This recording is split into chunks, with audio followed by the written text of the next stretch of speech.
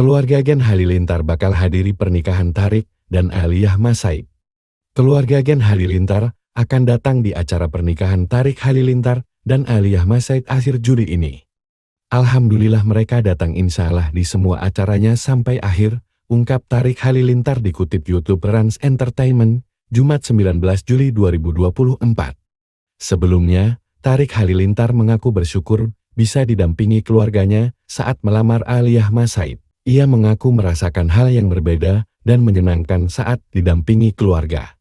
Aku merasa grateful, kemarin pas lamaran, ada keluargaku di samping itu, rasanya beda banget. Senang banget, imbuh Tarik.